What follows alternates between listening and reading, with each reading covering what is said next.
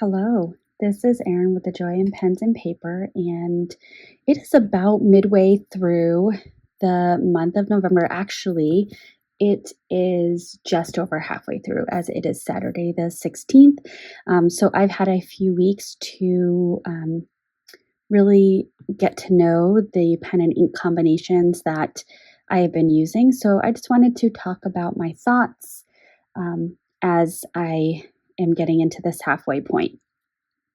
So I had these 5 pens inked up at the beginning of the month, and I did have somebody comment in my currently inked video asking what my black pen is. So I am going to also share that towards the end of the video. So without further ado, let's get going. The first pen and ink combination that I had is the Waterman Carene in amber. So this is a beautiful, beautiful dark red, dark burgundy. This has an 18 karat gold fine hooded nib, and this is just the classiest pen. So I paired this pen with Robert Oster Frankly Walnut. When I was swatching Frankly Walnut, it seemed like a really lubricated ink, so I thought putting it in a fine nib would be a really nice first nib to start it off with. So for that pen and ink combination, so the pen I gave a 10. This is a beautiful, classy pen that has a really nice weight to it. I can write with it uncapped. I can also cap it and write with it, and it gives this really lovely back weight to it. What I will say is when you post the cap, it's not the most secure post. So if you are an emphatic speaker and you use your hands and you've got your pen in your hand, the cap might actually fall off. So just know that. The ink, interestingly, was a bit drier than I anticipated. My first journaling session with this ink, it flowed out really lovely. It was very similar to this sample right here. However, if you look over here, this is how it's actually writing. So it has the flow has been a little bit drier, which actually may be perfect for what I was intending to have happen, where, like I said, I chose a fine nib because it was such a lubricated ink. It certainly came out pretty well. And there was not any feathering or anything like that. And feathering was actually one of the things I was most worried about when I was noticing how dry this ink was. So it was that the pen was really enjoyable. The ink was lovely. I think compared to this writing sample, this is the kind of the writing experience I was hoping to get, was a bit more saturated writing experience. So I gave the ink an 8, and therefore I gave the combination an 8. So that was my first pen and ink combination for November. The next one was the Twsbi Eco T in Royal Jade Rose Gold with a medium nib. And this, I did not fill it up the whole way. In fact, I think I filled it up about half. So this is how much I have used of this ink. So that's, not bad. I think this will be enough to get me through the month, maybe a little bit extra. We shall see. This is a beautiful pen. One interesting thing that I realized is, and it has been a while since I've used a Twsbi, but where my writing grip wants to land in this grip section, and with, Twsbi does have a very petite nib, I almost felt too choked up on the nib and started noticing my fingers kind of cropping over the grip section. So in terms of the pen, I gave the pen an 8. It just, I think I've gotten adjusted to a different grip section and a different size nib, which is kind of fascinating. The ink I gave a 9. It is a beautiful green ink. It has wonderful shading. It's sorry, I didn't say this, but it's Wearingeul Mad Hatter. And in my experience, Wearingeul does tend to be a little bit drier. However, when I have attempted to put just a tiny bit of white lightning in a wearing gold ink, it does feather, and I don't love feathering. So I think putting it in a medium nib was really, really good. It showed off the shading. But I did notice at times there was an inconsistent flow, and I'm not sure if that is the dryness of the ink coming out or if the nib and feed were not keeping up with the speed of my writing. I'm not quite sure. I do this kind of before and after swatch. So you can see initially it was quite, I guess, saturated. There was a lot of, this to me looks like a lot more ink came out compared to right here. So that's just something I noticed. So the combination I gave a 7. I have inked this up with other inks that I enjoyed quite a bit more. So the next one is this very beautiful Leonardo Momento Zero Grande 2.0 in angel skin with rose gold, and this has an elastic fine 14 karat gold nib. So it has those little wings right there, which gives it the really nice flexibility and elasticity to it. And then, of course, that beautiful Leonardo logo on the nib. This was inked up with Birmingham Pen Company, Chicken Coop. I did do a pretty close to full fill on this because this does put a lot of ink on the page. And in the past when I've used it, I have gone through the ink quicker. So I felt good about filling it up, even though the ink capacity is pretty significant. And I do think that this combination, this ink color is really bringing out these this really lovely coral color that's in the cracked resin. So the pen I gave a 9. The reason I give it a 9 is with the elastic fine nib, there's just a level of extra attention I have to give while writing. I have to make sure that I'm not putting too much pressure because that's going to engage the flex. And so I'm writing very lightly, and sometimes I'm writing so lightly that the ink is not flowing as consistently as it likely could if I just get the touch right. So I also do want to say that slowing down is not necessarily a negative. And I actually noted that the nib slowing me down was maybe even nice, which was good. The ink color, I love this ink color. I love it. I love it. I love it. I love the shading. I love the base color of it where it's that really lovely burnt orange. And I do think that the combination was pretty fantastic. So I gave the combination a 10. Next up, I have the Nahvalur Nautilus. This is their Christmas 2023 pen.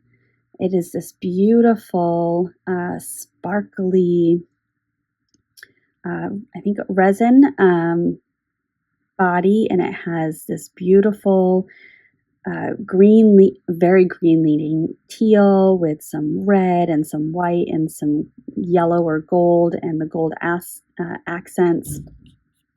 And this also had a medium nib. I did have somebody comment in my currently inked that I definitely went towards the wetter nibs this month. Certainly did. I had some great color choices, and I really wanted to see those colors and to see the shading and to see really how the inks behaved.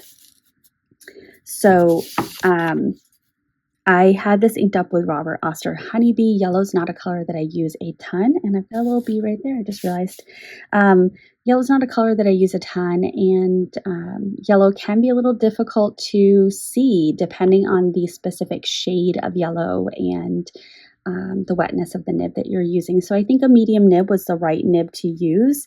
This pen is also, for me, in my opinion, The grip section for me is really really comfortable, and the nib size allows me to feel like I have a good distance between my fingers and the page, which I'm realizing how much I enjoy and maybe prefer that.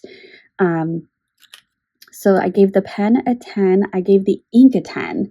And then in terms of combination, it really was a good combination. I gave it a 9. There were times though when the flow seemed inconsistent. And I'm not sure if I was, um, let me start over with that thought.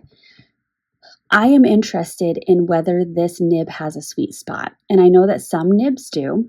And it's, kind of trial and error, take some time, get to know your pen.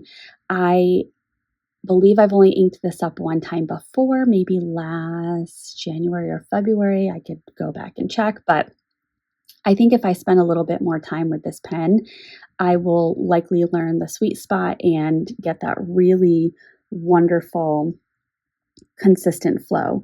But this ink color is gorgeous with a medium nib, so I really enjoyed that. Again, I'll kind of point out I do the beginning of the month to mid-month. I didn't mention this with Birmingham Penco Chicken Coop, but it's pretty similar, and same with Robert Oster Honeybee. So in the last pen that I started the month off with, or I guess had in my currently inked, was the Pelikan M400 in white tortoise shell. This has a 14 karat gold extra fine two-tone nib. Absolutely stunning, stunning, stunning. Love this pen. It is arguably my favorite pen. It's one that since I got it in December of 2022, I have had it inked up all but 1 month, and that 1 month that I didn't have it inked up, I missed it.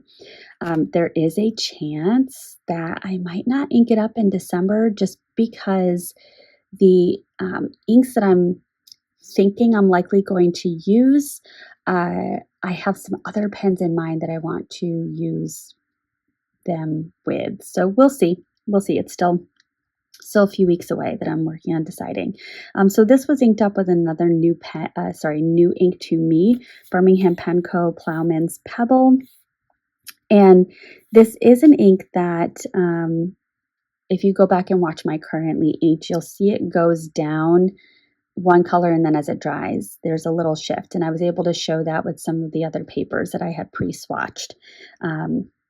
So in terms of scoring, as I'm sure you are not surprised if you have ever seen a pen and ink review video of mine, I'm giving it a 10 across the board. There's not an ink that I have placed in this pen that I haven't enjoyed. So this was another one. The really lovely kind of tannish color, I love that. And I think the reason I love that is it makes me feel like I am in the 1800s and I'm writing a letter to somebody on, kind of parchment paper, and it's a very organic color that was made in through gathering things in the environment around me. Kind of that's what I feel and think when I use this color or colors in this family. So the shading was really lovely, and it made the ink seem really, really, really complex. I did not notice, I have a little bit here in this swatch, I'm not sure if you'll see that. There's a little shimmer left over from last month because I had Diamine Olive Swirl in this pen, but now that I'm at the midpoint of the month, I'm not really seeing any shimmer in the ink flow. So that's lovely. Now, in terms of the black pens, I actually have some black and gray. And I do have a little storytelling. So, so the first pen that I will share is the Pilot Decimo in Champagne, which is this lovely pink color. And this has a fine retractable nib. I love this pen. This is inked up with Diatramentis Document Ink Black. And this I selected because it's a basic black, it's archival ink, which means you can, once it dries, you can get it wet, it can sit out in the sunlight, it's not going anywhere. So I inked this up to use in my planner and really enjoyed using this. Diatramentis document ink is very reliable and kind of no muss, no fuss, which I really appreciate. The dry time can be a little bit more, and I don't know if that's because of the archival properties, but I will kind of caution that the dry time can be, maybe 30 seconds more. So I tend to leave the page open when I'm using the Atramentis document ink. Now, here's my story time. I inked this up because, and I'm going to do a disclosure. I received a pen as a gift for my birthday. And so if the person who gifted that to me is watching, so sorry. I didn't want you to know this story, but you might know it anyway. Anyway, so I had my Sailor Pro gear in white and rose gold, inked up at the very beginning of the month with Birmingham Pen Company Blast Furnace. Right here. And this has a fine nib, and a fine nib is finer than a medium fine, which is kind of the standard nib that a lot of the limited edition Sailor Pro Gear Slims come out with as a medium fine. But this is a fine, so it's finer, and it's a 21 karat gold nib, and it is beautiful, and it is big, and I love it. So my family and I went to Vermont the first weekend of November. My husband ran a 10-mile race up there, and we stayed at a hotel. While he was off running the race, I was in the hotel room with my son and just working on some planning and things like that. So I was writing with this pen. I then started packing up and had everything ready to go. So when my husband got back from the race, we could just place all the bags and such into the car and head out. My bag fell off of the bed, and I had something in there that broke. And so I was really focused on cleaning up what broke. And then I got home. It was a 3.5-hour drive home. Later that evening, I finally started unpacking and could not find this pen. I called the hotel. The housekeeping department had already left for the day, but didn't turn anything in, and they always turn things in. So that likely means that they didn't find it. I let the person know this is a very sentimental pen, and they said, you know what, when I come in tomorrow at 9:30, I'll check with housekeeping myself. They actually went and checked the room themselves as well. Because no one else had checked into that room. But they said tomorrow, between 9 and 9:30, they'll give me a call back. So sure enough, the next day at about 9:25, I get a phone call back. Housekeeping had the pen.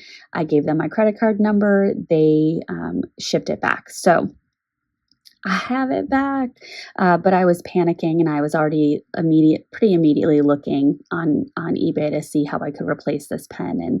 And this is one that just happened to be purchased with the perfect deal at what I think is the perfect price. And so I'm so happy to have it back, and I'm so sad that I temporarily lost it.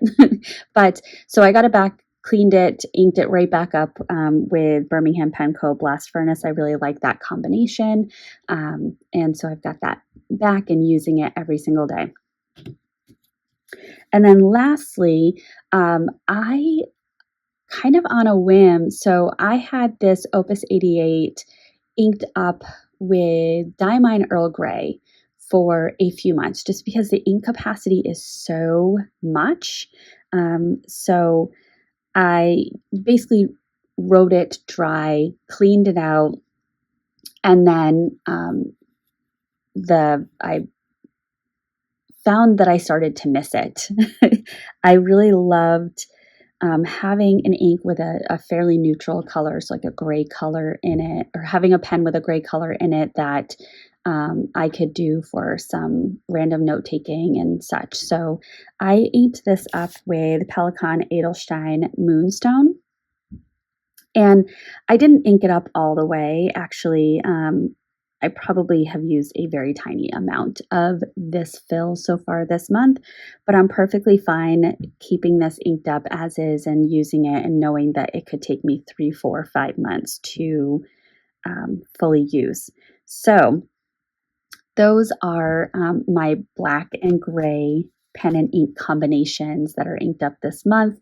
I will probably use up the ink in the Pilot Decimo before the end of the month, and maybe even the Sailor Pro Gear, but I probably will ink that right back up, or I might ink that up with Diatramentus Document Ink Black, because that was my plan before it got left at the hotel. I'll figure that out. But the the Opus 88 with Pelikan Edelstein Moonstone will remain inked up until I write it dry. So I will make sure when I do my December currently inked to go over that. I was pleasantly surprised that I was asked what my black ink pen and ink combination was for this month. So to that viewer, thank you. I appreciate that.